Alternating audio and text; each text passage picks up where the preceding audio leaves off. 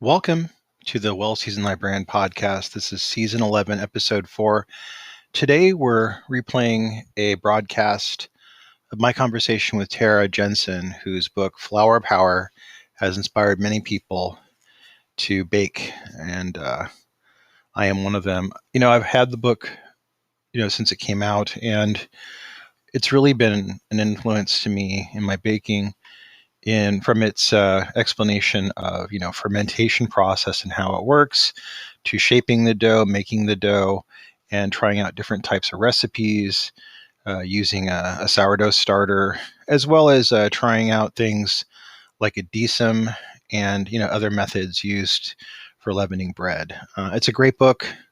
She was a wonderful guest. I really enjoyed talking with her. I'm going to take you now to my conversation with bakery owner, author Tara Jensen.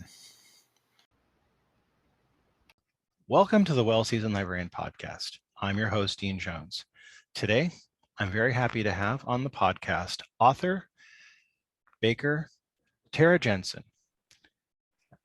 Her mission is to inspire self-confidence in the community change through the craft of baking. Her newest book, Flour Power, The Practice of the Pursuit of Baking Sourdough Bread, is going to be out of the week of this release. Tara, welcome to our show. Thank you for having me. Now, can you take us back to where baking began for you? What are your earliest memories of baking? My earliest memories of baking definitely involves my mother. I'm from Maine. I grew up in New England. And looking back on baking with my mom as a child, I can definitely see that she was doing it to keep the house warm, for sure. But I never complained as a kid because we always had like something special, like cookies or cakes or brownies coming out of the oven after school. So I think I kind of took it for granted. So we didn't do a lot of baking together, but it was always in my life. It was always in the background. And then when I was in college, I stumbled into the Morning Glory Bakery in Bar Harbor, Maine. And I just really liked the scene. It was like a very hip bakery, all these like sort of heavily tattooed kind of punk rock women making all this bread. And there was a guy in the back like listening to Morrissey all day. It just was kind of perfect. And so I just wanted to desperately work there. So fortunately, I was hired, and I went to College of the Atlantic and got a degree in human ecology. But that whole time I was also working at a bakery. So when I left college, I just continued to seek out bakeries. And it kind of, at some point, I think a decade in, I remember saying, okay, this is my career. This is, I accept this as my craft and my journey pretty much for the rest of my life.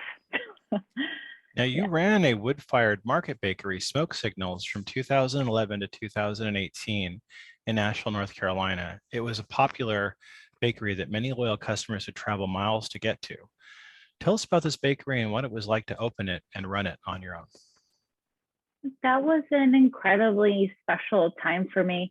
It was a little bit of a homestead. So I lived in a house right next to the bakery, and there was an outdoor wood-fired oven that was built by Alan Scott. And at that time, the property owner was Jennifer Lapidus, who also ran Carolina Ground Flour. So, and was a good friend and mentor of mine. So that's how I found out about the space and got to be baking in it. It was her bakery in the 90s. Then it was Farm and Sparrow Bakery after her, then myself, and then Brennan Johnson came and did Walnut Schoolhouse after that. And it's even in its like fourth, I think, iteration. Somebody bought the spot. But anyhow, I had a wood-fired oven that I was using to bake all my bread and pastries in. And I think the big takeaway from that chapter of having Smoke Signals for me was learning how to be really proud of what I made, no matter what it looked like, because I was using a wood-fired oven. And of course, it was really rustic and steep learning curve. And going to the farmer's market or delivering my bread in whatever shape it was in, I think brought me to a place where I just truly appreciated the practice of making it. And I had come from a background in professional bakeries where there was gorgeous steam injected ovens. And I thought, well, this bread just doesn't look like that. And then sooner or later, Bon Appetit magazine knocked on my door and did like a wonderful spread about the bakery and the bread. And so I always tell participants in my workshops to, be proud of what they make. And often if it looks different, that's a good thing because it's going to stand out. So that chapter is closed, but it was a very special time in my life for sure. Now, I have some small knowledge of wood-fired stove, so I have to ask you this out of my own personal curiosity. What was the learning curve like for learning to work with wood-fired stoves? Now I'm older and wiser and I would never go it alone. But, when you're younger, you just think you know everything. So I texted my former mentor, Dave Bauer at Farm and Spare, who also worked at had a wood-fired oven. And I said, you just light a fire inside the chamber? And he was like, yeah. So the first fire I lit, I got the oven up to about 600 degrees, which for me seems really hot.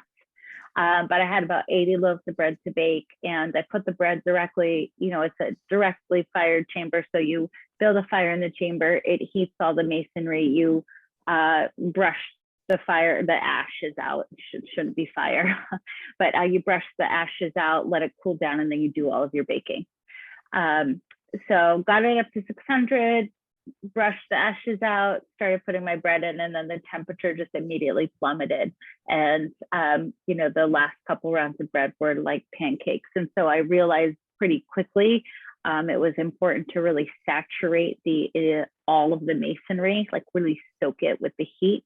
So I started firing the oven overnight, and I would wake up in the morning to have my bread in the cooler ready to go from a basket onto the hearth, and then have the oven ready. But I'd say it took about a year and a half for me to really get a grasp on managing, always being prepared with kindling and seasoned wood and the right kind of wood. And it's certainly not rocket science, but that's what I love about all these simple things like wood-fired ovens and sourdough. It's really, it can be just very simple, but you can also take it as far as you want to go. So it was fun. I now have a mobile wood-fired oven. When I left the space, I had a similar concept oven, but just built on wheels. So I still get to make fire every now and then. What were some of the things you were baking? What were some of your most popular wares that you sold? Definitely a market bread, so just like a freshly milled flour, sourdough, and then I would take that one basic dough and do olives and rosemary, and then also grits in one dough. So I'd say those were the most popular breads.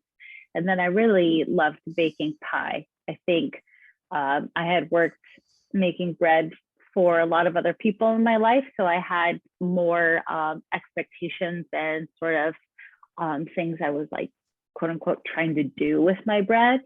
But making pie I think brought me back to those days younger with my mom in the kitchen, and just like having fun with the scraps and, eating the fruit as you go. It's just like I don't want to say much more joyful, but I was much more relaxed with pie. So I brought a lot of pies to the farmer's market as well. Oh, that sounds wonderful. Yeah. During this time period, you were able to learn about fresh flour at the Carolina Ground Boutique Flour Mill in the Western North Carolina area where you're at. Can you tell us about this time a bit? Sure. Part of finding my voice as a baker was definitely working with Jennifer Lapidus and the crew at Carolina Ground. So, for over a decade, I just took it for granted, like opening up a 50-pound bag of white flour and scooping it out, putting my hands in, and it flour as an ingredient didn't strike me as like something that needed to be fresh or that was perishable or could be interesting. It was like you added flavor to bread based on the other things that you put with the flour. This was a huge shift in my thinking about the kind of bread that I wanted to make and see in the world.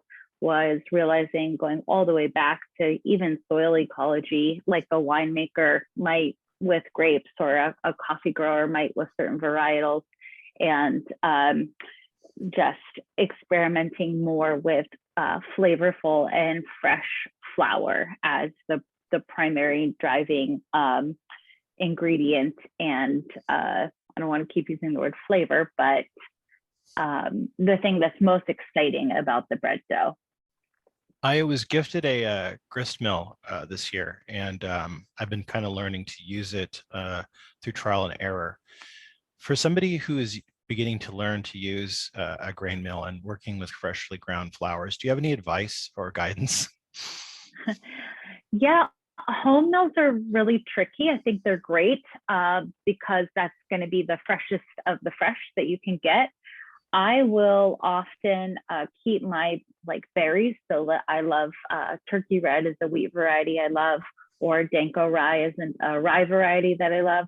If I buy the berries in bulk, I keep them in my freezer. One of the issues with a tabletop mill at home is that the stones are quite small. They're generally just a couple of inches wide. So as they're spinning against each other to make a fine flour for you, it's going to heat up really quickly. And so then you get hot flour, which isn't the end of the world, but it's not really what we want. So keeping the berries in the freezer before you pass them through the mill is going to give you a better temperature flour, and then that'll sort of help you have a little bit better fermentation for your bread doughs in particular. And then I often run stuff through twice to get a finer grade. The berry on those small stones is only on there for so long.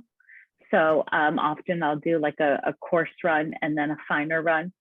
And quite frequently I sift. So I feel like I'm panning for gold in my kitchen, but I have a little sifter. I believe on Breadtopia you can get different mesh sizes. And I'll often sift out the larger particles or the bran and then soak those like in milk overnight and add them to stuff, or hydrate them, like pour boiling water in and put them back in the bread dough. I'll kind of try and get some of the heavier, chunky stuff out. Yeah, no, I totally get that. I'm kind of figuring that out now. So I really appreciate that. So thank you.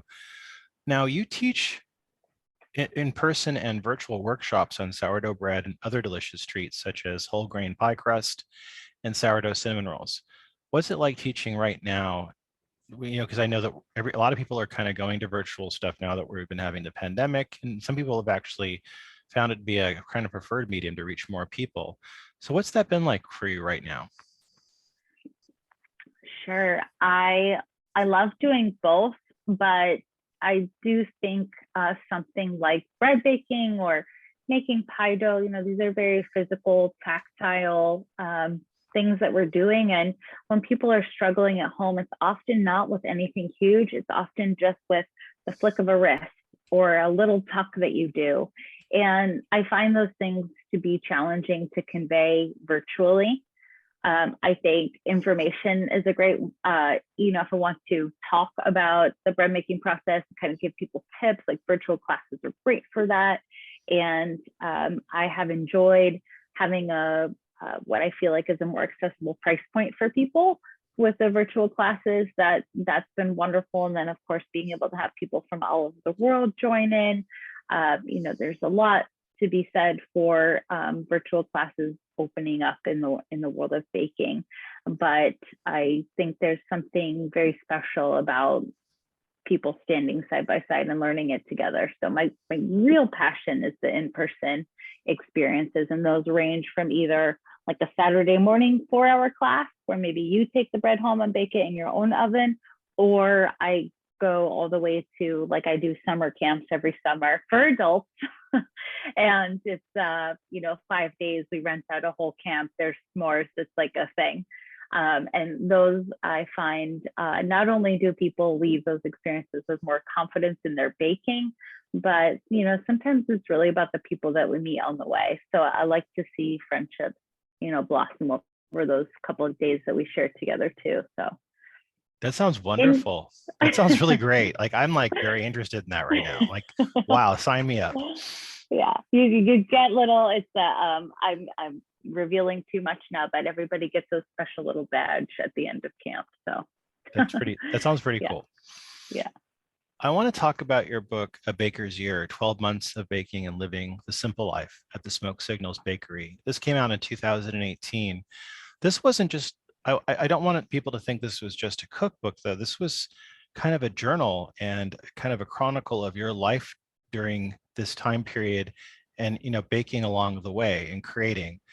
Talk to our audience who are not familiar with the book and tell them about it and what it was like writing this book for you.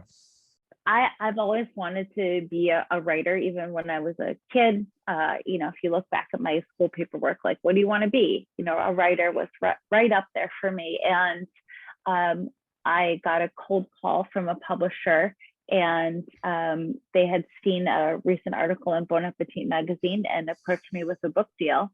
And I took it, and I'm not a great smoker, but I got a pack of cigarettes and a black turtleneck and a bottle of bourbon. And I said, great, you got called on my friends, signed my book deal, can't talk, got it right. I love and that. I had no idea what I was doing. No idea. And about 6 months in, I think I called my good friend who's a journalist, with some tears in the middle of the night, like, how do I write a book? Like, please. He's like, well, we could start with an outline. But I was very lucky in the sense that they had asked me to keep a bit of my journal. And I did feel confident in some of the things that I had to say about life and love and relationships and coming into adulthood. So all that flowed very naturally. And at the time, I was also doing my production baking and doing that all by myself. And so one of the ways that worked for me was, like, all my recipes were very simple. And I often had like one dough that I would do multiple things to. So, the book does take you through a whole year of kind of me doing some soul searching and finding myself through baking. And it's very straightforward. And what do I want to say? The recipe for the bread is solid, but there's only one recipe for bread, whereas my next book is 80. So there's been a big shift over the past 5 or 6 years for me. But again, that book is my journal from that time of living at the bakery. First with a partner, and then going through a breakup, and finding myself just, I remember sitting at the bakery after my boyfriend and I broke up at the time, which seemed, like the world was ending now. I'm like, oh my God. But I said, what am I going to do? And she said, Tara, you're a baker and you're living at a bakery. You're going to bake. And I was like, right. So it was a wonderful project to really throw myself into. I think sometimes when we're grieving, we all need those things to just pour ourselves into. It's really part of the healing process. But now I'm married now. I have a toddler, and I'm ready to get into times and temperatures for your sourdough bread. Now, I really love the book, and I thought, it reminded me of for different people's writing. I just saw some like early Peter Reinhardt's Brother Juniper book, and Patti Smith, her writing. And I thought there's some really deeply personal stuff in there. When you published it and you knew it was about to come out, were you like, oh my God, everybody's going to find out about my life? Did you have any panic attacks from that or anything? Or were you just like totally cool with putting it all out there? I'm pretty cool with it. I'm a bit of an open book. In a way, I think I like sharing things that are very personal. But I think that whatever I'm going through, I'm a human being on this planet. I don't think I am incredibly special. I imagine if I'm struggling with something, probably somebody sitting across from me is struggling with the same thing. If not that, they're struggling with something, I know. Not to just make life be about struggle, but I like to highlight those things because, especially in the age of social media, it can really just seem like everybody's at like a beach vacation all the time. And, we all have things that we're going through that we could use support with. So I kind of like to divulge first in the hopes that it's, helpful to somebody that might be going through it or has gone through something similar. What did you think when you this was your first book that came out. How did you feel, because it has a very unique look to it, very kind of a neat kind of bespoke design. And I like the way that the publisher put it out. How did you feel about the art direction and the look of it when it came out? I felt really lucky because I was able to do all of the photography. I did all of the illustrations. I even did I cut the letters for the cover, like out of construction paper. Damn. So it was really, I've always kept journals. So in that sense, it felt successful in the kind of intimacy and just hands crafted element of it. But I also, over time, have really come to realize in a lot of areas of my life that things with more people involved, with more eyes on a project, with more thoughts and hands involved, things can really take on a life of their own. So I'm really very excited about the look of this next book, in the sense that feels completely authentically me, but also the photographs and some of the illustrations are, really lucky to work with some wonderful people and just elevate the whole thing. So very different styles, but still, I'm still in there. They're all little country, a little psychedelic, Now you mentioned something I wanted to talk about next, and that's coming out the week of this being released. Flour Power: The Practice and Pursuit of Baking Sourdough Bread. It's going to be coming out right now. Can you tell us a little bit about this cookbook and how you came to write it, and what you were thinking about when you were conceptualizing it? Yeah, I am so excited for this book, genuinely, and I'm excited to be working with Clarkson Potter. And the book guides you through making a simple white flour sourdough starter, a 100% whole wheat sourdough starter, and 100% rye sourdough starter. And then the end of the book is called Extra Credit, and it walks you through what to do with all of your excess or discarded sourdough starter that you might encounter on your journey. So the concept is that you're taking class with me in the book form. And there's over 80 recipes that involve sourdough. And then the front is really loaded with some of the things that we would talk about in an in-person or virtual class, like wheat varietals, step by step, what you're going to do from taking your starter out of the fridge and refreshing it, all the way through pulling your bread out of the oven. There's lots of sort of choose your own adventure moments. So I encourage, especially home bakers, I think the refrigerator is underused.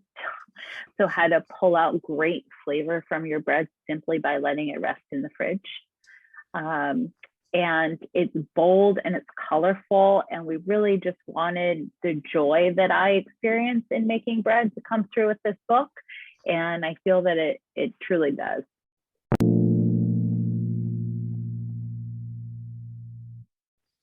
Now, I know that a lot of the listeners here, including myself, really started working on sourdough during the quarantine. And I started developing a love-hate relationship with sourdough because when it works out well, it's just this rock star moment where you feel like a kind of god of bread. And then the 90% of the time where it tends to fail a lot for me is when you feel like a complete dud and failure. And why am I even doing this in the first place?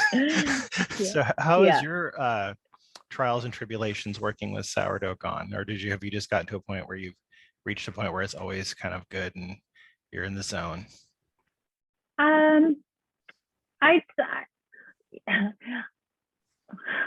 Where do I want to start with that?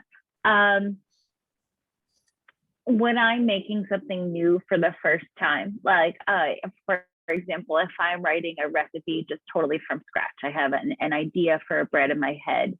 That takes me about 3 times to really get that recipe where I want it to be.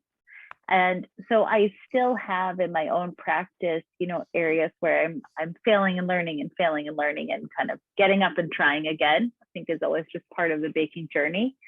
But I do think it's reasonable for a home baker to get into a practice and learn to the point where they're consistently making really nice bread.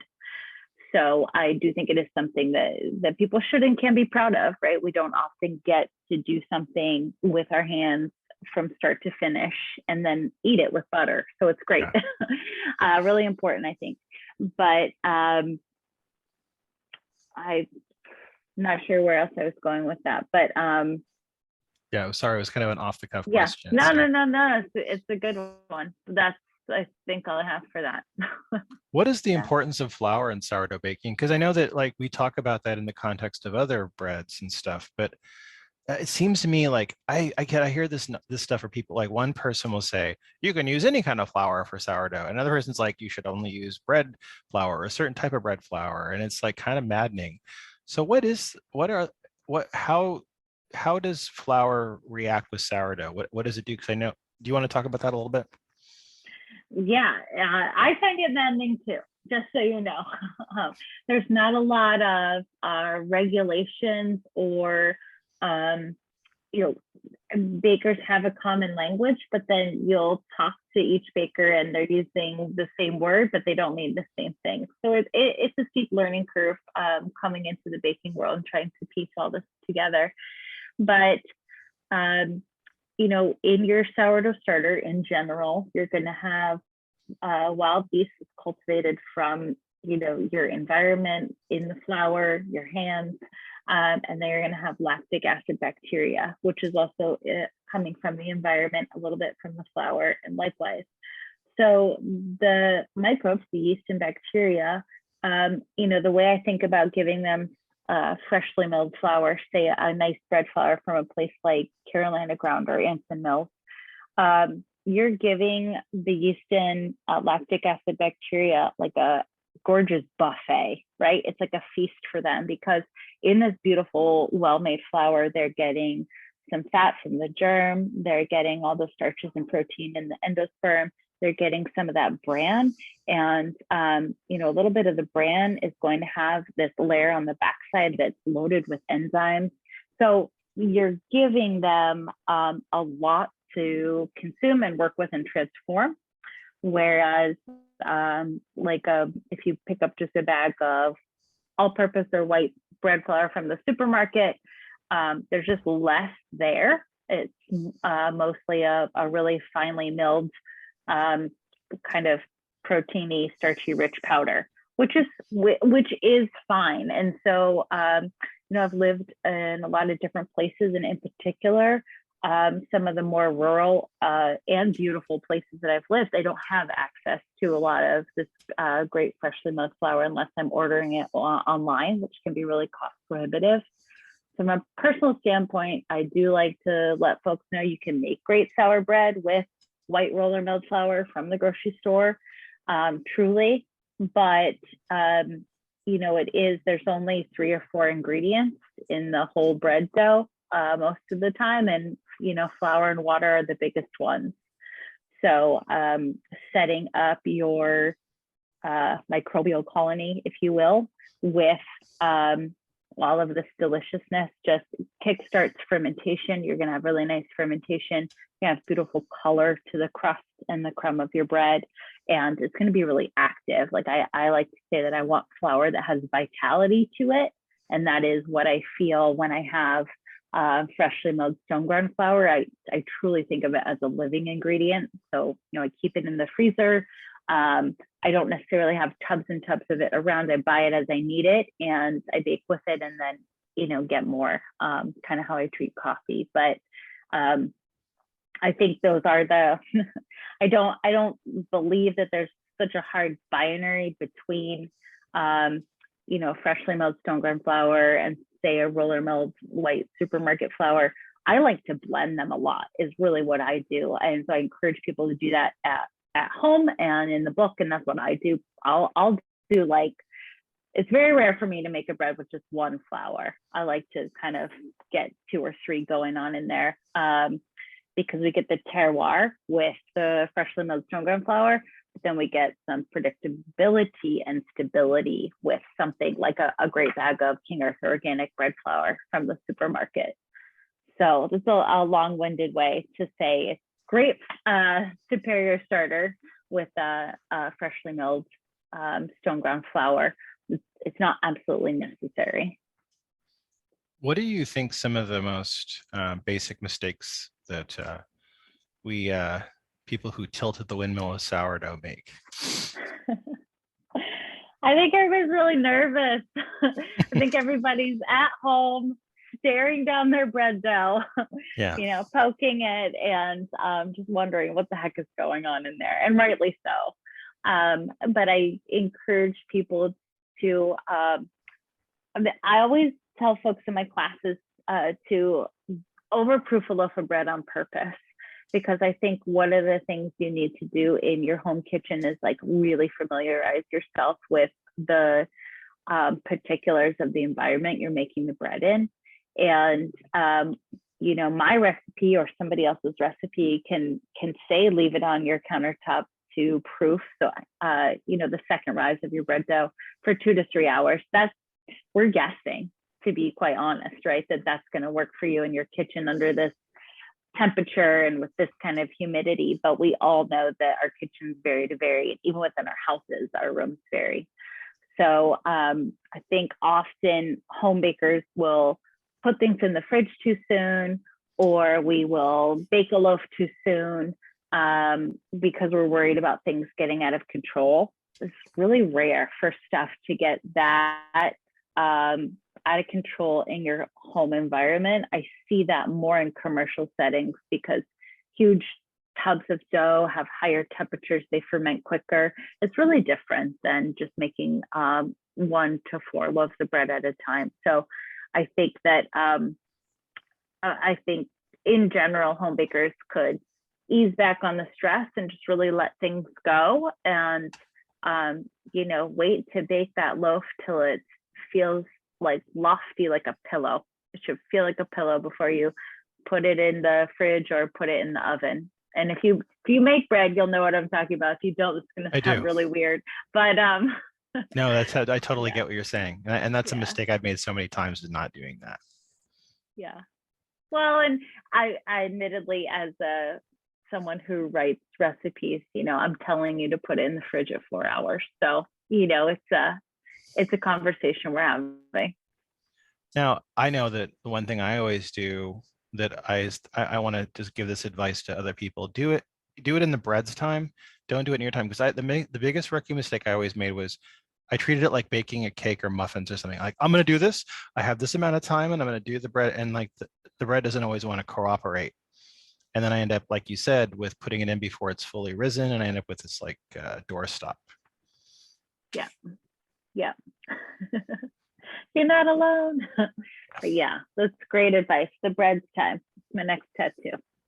Have you enjoyed using any other types of flours other than wheat? Have you tried using other things? I know you talked about rye there, but have you tried using other things like maybe buckwheat or something like that? Have you worked with those? Yeah, for sure. It's funny, I was living on the border of Kentucky for a little while, and just like deep in the heart of Appalachia. And I'm only now, I just recently moved to the DC metro area. I am using cornmeal so much in everything. I can't get enough of it. And maybe it's just because I'm a little homesick. But cornmeal is going in everything, from like a cornmeal cake, like just a really easy, like sheet pan style cake with like some blueberries and yogurt, to I've been making cornbread every morning for the past 4 days. So really exploring and doing getting like polenta and then milling it at home to make the fine meal, couple different varieties. So that's really exciting to me. And I do love einkorn and emmer, some of the older grains. Just they're really delicate, flavorful, really aromatic flours. I know those are still wheat, but I tend to put a little bit of those in everything that I'm making. I love that. Now, can you tell us, who are some of the food writers that you like to read, that you loved reading over the years? I always share quotes from M.F.K. Fisher's How to Cook a Wolf in my classes. I think that is a beautiful book that everyone should read. And I'm really excited about my friend Melissa Martin's writing right now. She has a supper club called Mosquito Supper Club in New Orleans, and also just won a James Beard for her cookbook called Mosquito Supper Club. And I think she captures a lot about the state of our environment right now and how that relates to our food. and also just, the state of our emotions collectively in the country right now. So I'm always excited to talk about her book. Now, I want to ask you, I like to ask people who come on what they're making today. Are you baking anything special today? I have pizza dough going. Nice. My daughter is about to start school this week, and so we're having a little pizza party before we have to explain to her what a uniform is. Are you teaching her how to bake, or is she learning to cook from you? She is, yeah. She would just eat raw dough all day long. So yeah, I have to explain, like, it's not, it's not baked yet, but she'll see if I'm making cookies or anything like that. She'll see me take out the KitchenAid mix, and she goes, mmm. I love that. So, yeah, it's great. What are you talked at the beginning of the episode about your mom's baking, and what are some of your favorite food memories of the time when you were young and your mom was baking, and what are some of the things you love that she made? Gosh, my mom is an amazing cake baker, and it was always something special to sit down and talk with her about what you wanted for your birthday cake. And I just had the best birthday cakes growing up. The frosting colors that you wanted, and she was and is, I imagine, still. She's still here with us, but really creative artistically, and we'd always get like the best cake toppers, and now looking back as a mom myself, I realized how she was probably staying up late, to make all of that happen, and just what it means to run to the store when you're also taking care of kids. So I appreciate how she baked for us so much now as a mom myself, but also her chocolate chip cookies were unparalleled, and her brownies were always glossy on the top. Very nice. So we bake a lot now and in different ways together, because she's like, okay, famous baker lady, like show me how to make your pie crust. And my mom's in her 70s and 40, and so it's fun now to kind of, the tables have turned in a way, and I get to be baking things with my mom, only I'm showing her. But I remember one time we were making a pie crust together, and she said, "Don't use your teacher voice with me." Now I'm your mom. And so I always say she is the original baker hands, really. I love that. So yeah. I want to thank you for being on the program. And I want to mention again that this week of the airing of this episode, Flour Power, the practice and pursuit of baking sourdough bread, is coming out. You can get it online. We have links that you can go to in the bio to buy the book, and it's available at all better bookstores as well. And also, we also are going to have links up so you can get a baker's year, 12 months of baking and living the simple life as well. You can go and get that book as well. I'm sure you'll want to after hearing this interview. Tara, thank you for being on the program. I really, really enjoyed getting a chance to talk to you, and I hope we can have you on here again. Dean, thank you. That was my conversation with author Tara Jensen. We discussed her book, Flour Power, The Practice and Pursuit of Baking Sourdough Bread. We have links to this in the bio, and if you don't own it, I recommend you get it, especially if you're serious about bread baking.